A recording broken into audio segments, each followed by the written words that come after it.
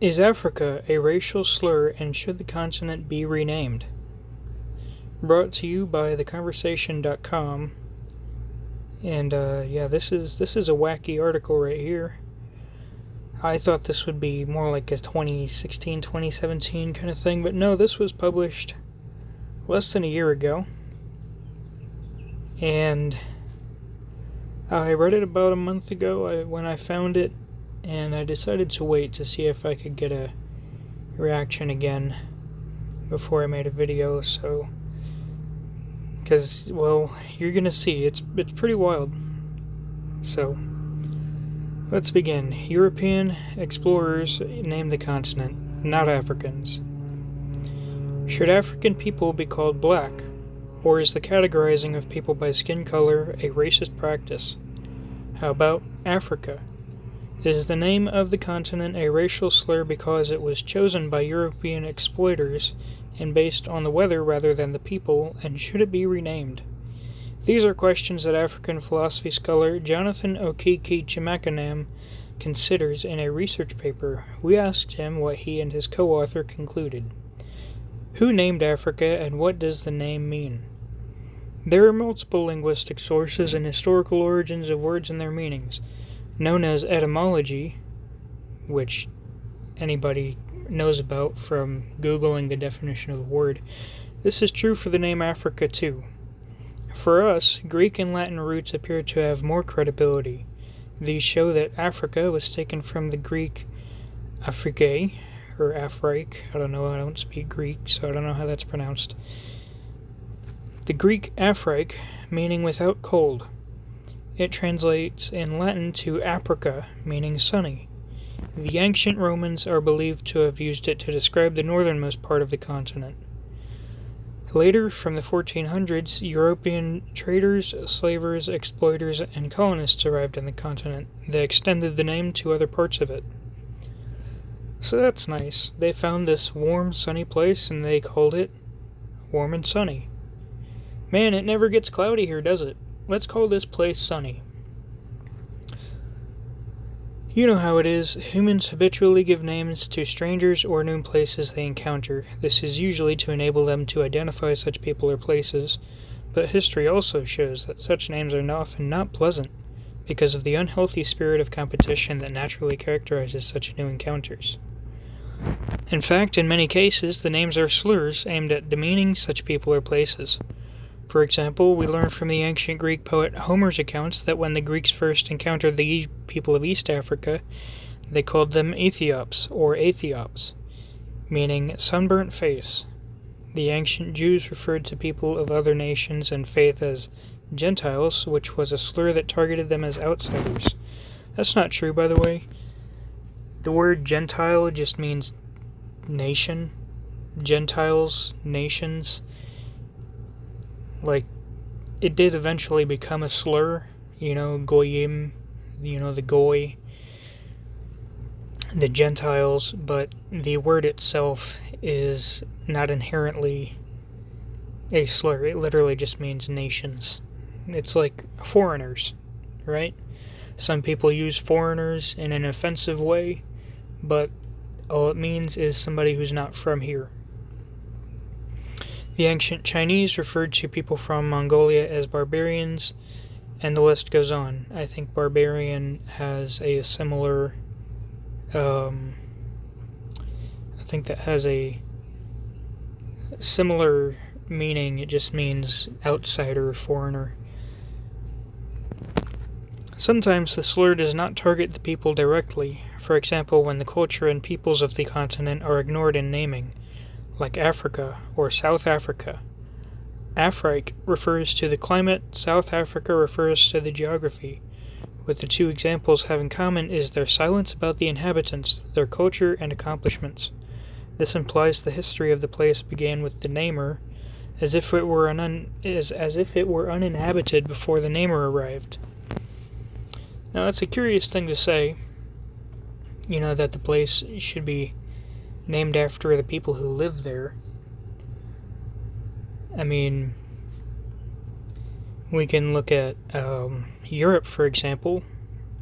According to Britannica, It was called Wide Face. You know, I mean, it's not named after the people. It's, again, it says here, an appropriate description of Europe's broad shoreline as seen from the shipboard perspective of the maritime Greeks.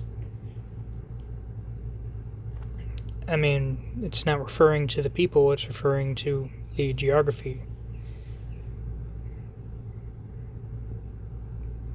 Yeah, there's another argument here that says it means sunset, which refers to the fact that it's west of the Mesopotamians. You know, there are other theories here, like this one, that it was named after a goddess Europa. But what you'll see here is that Europe was not named after the people, it was named after the land. So, very curious that the writer of this article thinks that it is demeaning to call the place sunny. But anyway,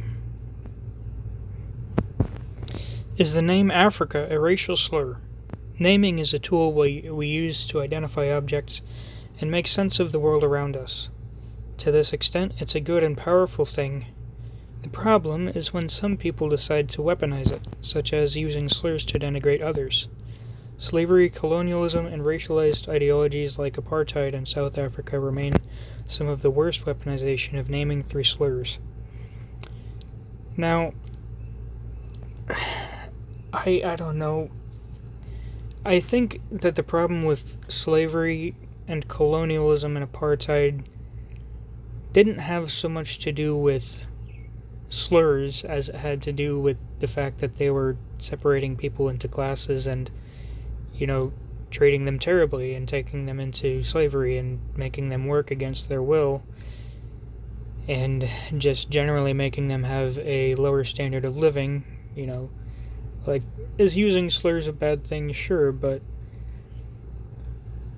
I don't know, man. Like, look, I'm white. You can call me a cracker all day long. Just don't treat me like a piece of shit. You know? Anyway, my co-author and I argue in our paper that the name Africa is a racial slur. Afrique, or Africa, refers to the hot climate of the continent, perhaps an exaggeration, with the false impression that the continent is without cold. If the continent is hot and without cold, that would make it the proverbial hellfire. Would it not? And that is my favorite part of this article. The part where they say the Romans are like, man, it's hot and sunny here. Let's call it sunny. It's like what's the Sunshine State? Isn't that Florida? It's like, yeah, let's call this Sunnyland, or, you know, like warm. We're gonna call it warm and sunny. And then this guy is like, they called it hell. They said this place is hell because it's warm and sunny. I mean, look, the desert gets very cold at night. If you know anything about the desert, you know that it's hot, it's extremely hot in the day, and it's extremely cold at night. So they would know that it gets cold here. I mean, but yeah, Florida is literally hell now because it's the Sunshine State. I mean, obviously, it's a slur. Florida's a slur now. Or, well, I don't know what Florida means, but Sunshine State, that's a slur.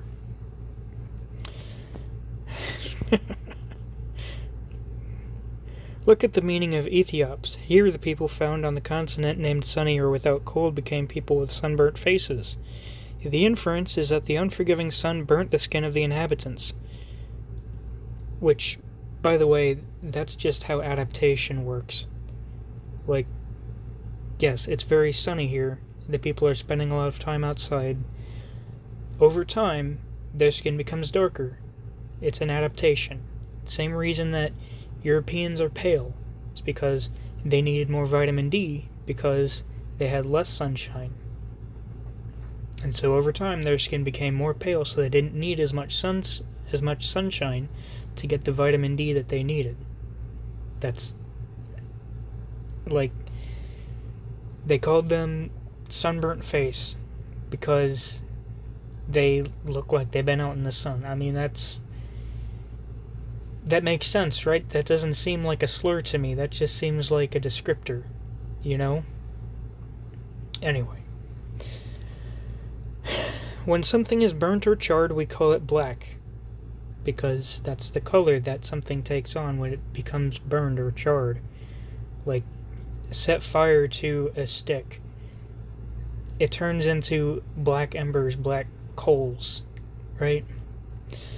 Any wonder why the defenders of scientific racism in some European universities in the 1700s and 1800s, especially at the University of Göttingen, Germany, decided to categorize the indigenous African peoples with the color black, the American Indian with red, some Asian peoples with brown, others with yellow, and the European with white? Which is a long-ass question that means nothing. Any wonder why these people categorized folks with colors? Because people are different colors? Like, is it, you can make an argument that it's like, you're categorizing people. You're saying that all of the people of this group are this color. And you could make an argument like it's weird that somebody who is biracial, they have one black parent, one white parent, now they are a different color. They're like an in-between color, like a caramel brown. But then they get lumped into the black category. Like, yes, are there weird things about the way that we categorize people with races? For sure, but it's also just a descriptor. Like, these people are generally dark brown, but it's a darker shade of brown than this other group of people, so we call this one black, we call this one brown. This group of people is like a reddish brown, so we call them red. This group of people is the palest of them all, so we call them white, even though it's not really white. Like, these are just descriptors. Is it weird? Yes, you can make an argument that we shouldn't have this concept of races, and I would agree with that.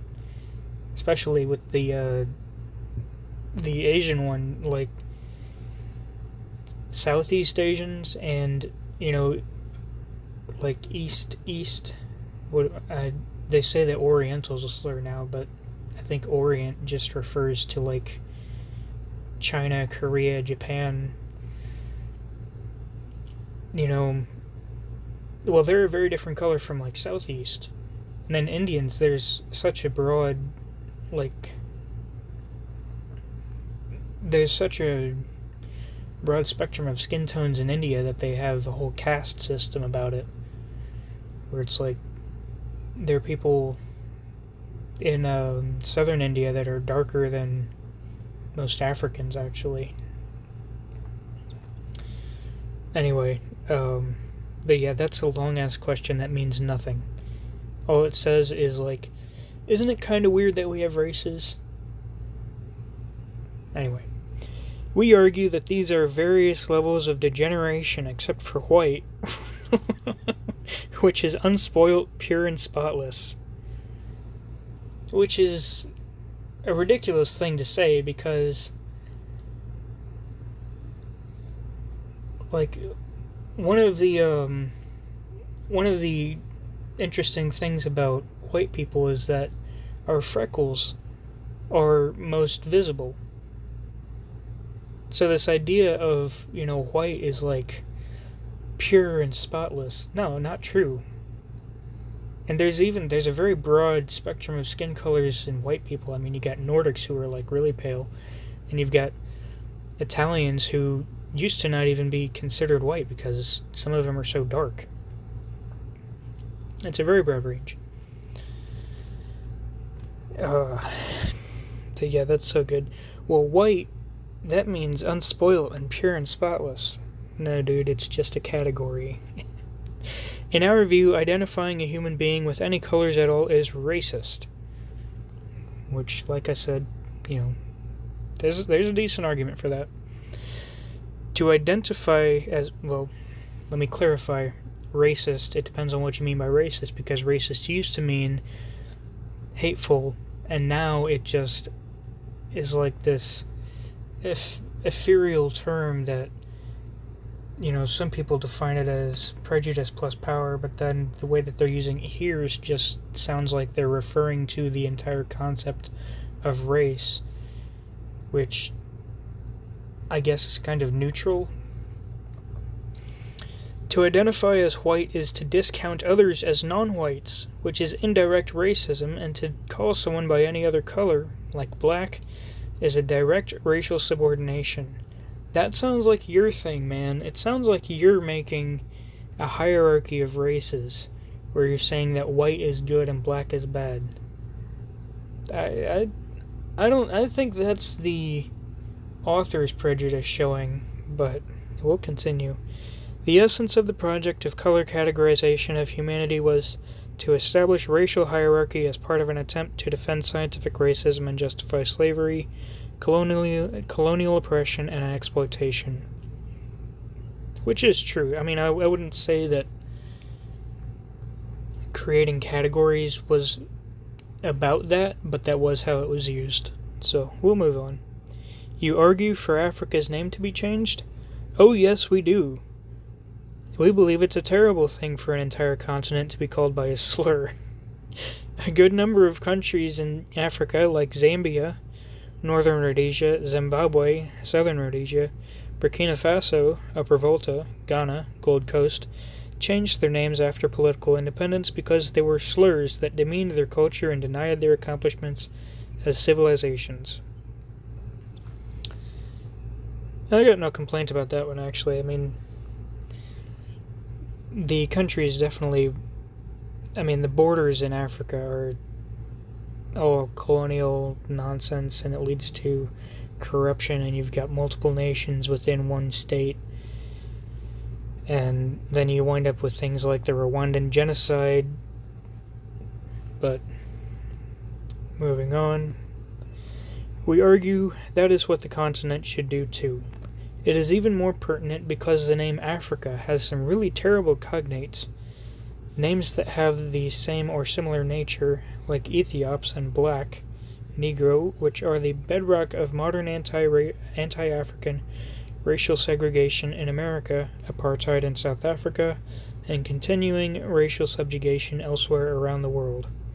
In our research article, we propose thinking of a name like Anaisia, derived from two Igbo African words, Ana and Ezi, meaning land or place of origin, as a replacement for the name Africa. And a name like Anaisia speaks to the facts of history about the continent as the first home of all humans and where the first human language was spoken. Which is not true, by the way. Well, it might be true. I don't think it is. For sure, at the very least, it is a disputed theory. Some archaeologists say that humanity originated in Africa, and others recently are saying that it did not originate in Africa. This is the author's prejudice showing again.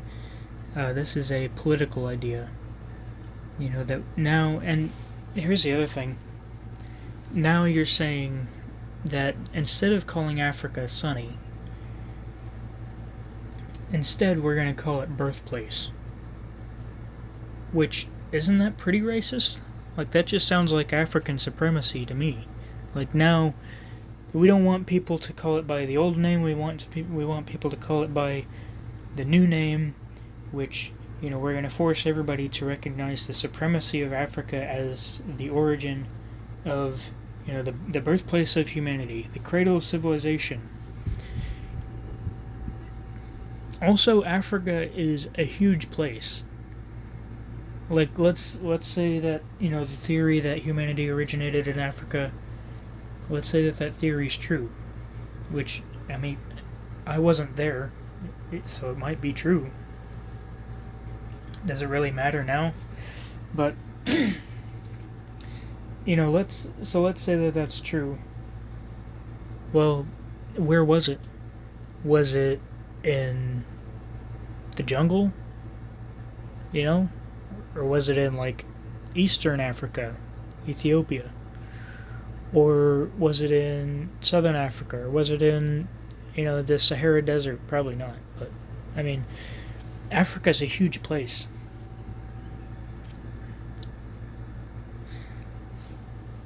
So, naming the entire continent after this theory, it seems pretty racist to me. Also, it's racist from the other angle, because one of the white supremacist things is that, like, sub-Saharan Africans are, like, unevolved. They're basic, they're primal, they're savages. So now you're going to call Africa, birthplace, and then the white supremacists are going to be like, yep, that's right, because that's where all the savages, the unevolved, the apes, that's where they come from. Yeah, that's right. Amnesia. So, I go back to that line, well, sunny and warm, that means that it's hellfire. That's just such a good line. I mean, I don't know, I like the idea of sunshine as a racial slur. Like, can you imagine that? Like, instead of the N-word, imagine if it was like, yeah, get over here, sunshine. Get to work, sunshine. We don't take too kindly to your kind around here, sunshine. I think that's hilarious. Anyway, this article got a good laugh out of me, and I hope that you liked it. And I don't think I have anything else to say about that. So, God bless.